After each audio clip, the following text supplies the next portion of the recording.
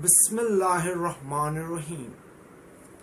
If we look at the major world religions today, then Hinduism is the oldest religion in the world. Even though the term Hindu is quite a new term. Originally, this religion was known as Sanatan Dharam. And if we look at the number of followers, then today Christianity has the most number of followers. Compared to this, the religion of Islam was sent about 1400 years back, and in the number of followers, the religion of Islam comes at rank number 2, and it is also said that it is one of the fastest growing religion in the world today. Now the number of Muslims are increasing. For that there are many reasons. Like one reason is we Muslims ourselves. When it comes to having things, we have a simple attitude, and that is ye dil mange more. So when it comes to having children as well, the more the merrier. But there is another reason, and that is today many non-Muslims are coming into the fold of Islam. And this is very interesting, because when a non-Muslim comes to Islam, he is like someone who's going out to the market to make a purchase. So he is comparing, he is checking out all his options, and then he is taking that which is best in his eyes. Many non-Muslims say that what is really appealing about Islam is that this religion is a very natural religion. This religion appeals to our natural needs and desires. That is why Islam is also called a deen-e-fitrat, a deen which is based on our basic needs. So for instance, we are told one basic need of the human being is to be social. It is so important to be social that if you want to kill someone, don't give him poison. Just keep him lonely and he will die on his own. When you ask Islam this question, Islam says yes. Socializing is allowed. Not only is it allowed, it is considered in Islam as a form of worshipping God. But here there is an important point which should be made, and that is, when Islam gives a certain principle or a certain rule, along with it, Islam also gives its terms and conditions.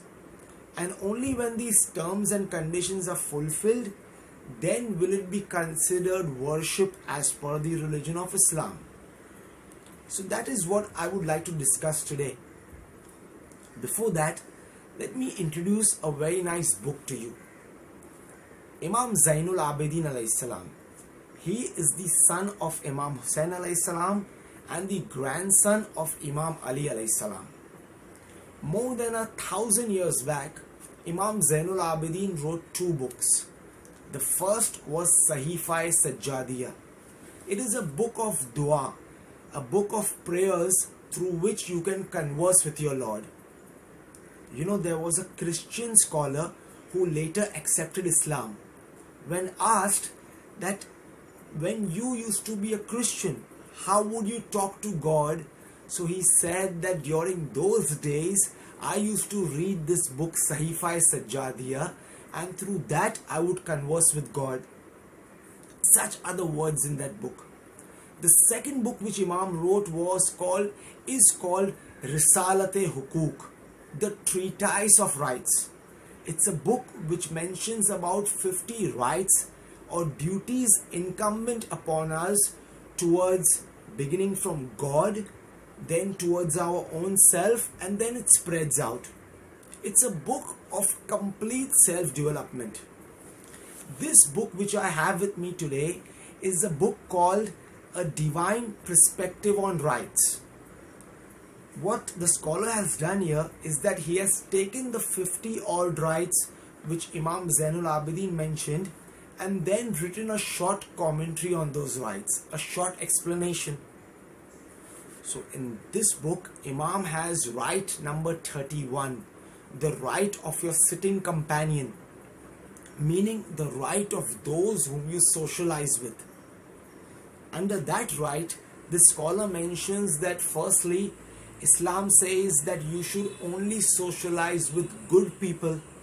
So important this point is that Prophet Muhammad says that it is a tragedy for a person who does not have a good social group, who does not socialize with good people. And what is a sign of good people? One sign which is mentioned is that if there is someone and if you anger this person, and even in anger this person does not speak ill against you, does not believe in a rule of tit for tat, then this is a sign of a good person. The second sign of a good person is that this person is principle centered. Stephen Covey had written an amazing book called The 7 Habits of Highly Effective People. I believe it's a must read for everyone. In that book, he stresses on the importance of having principles in our life which we can live up to. So here the Imam mentions that a good person is someone who is principle centered. The way he is in his private life, he is in his public life as well. Then there are certain people who we should not socialize with. Rather, it is better to be lonely than socialize with such people. One group mentioned is those people who are only self-centered. Prophet Muhammad says that do not socialize with dead people. When asked who are dead people, the Prophet said, dead are those who are only concerned with their own needs and their own desires. They are only concerned with their bodily whims and fancies, and there is no spiritual aspect to their life. Such people are spiritually dead and you should not socialize with them. Lastly and importantly, when we socialize with people, we look at the external status of the person. Like, I will only hang out with those people who have the same smartphone like I have, and I will hang out with those people from whom I can benefit.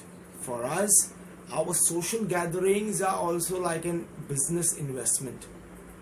But Islam says, firstly, you should not look at the external of the person, but you should look at the internal of the person, how that person is from the inside.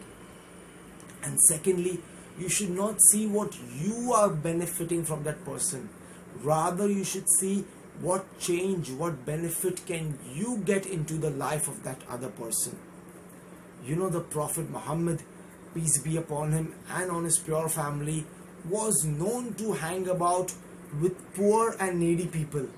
So much that the rich people used to come and complain to him and say that, Ya Muhammad, we have a problem with you when we look at you hanging about with these poor and needy people.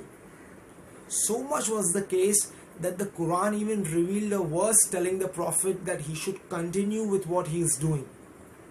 So now, as a spiritual exercise, as a spiritual prescription, pick out on a relationship, a person whom you know, who is lonely, who is in need, and with whom when you make an investment of socializing, maybe on the worldly plane you will benefit nothing, but that person will make a lot out of it. Try this spiritual exercise and you will be amazed with the kind of benefits that you get out of it.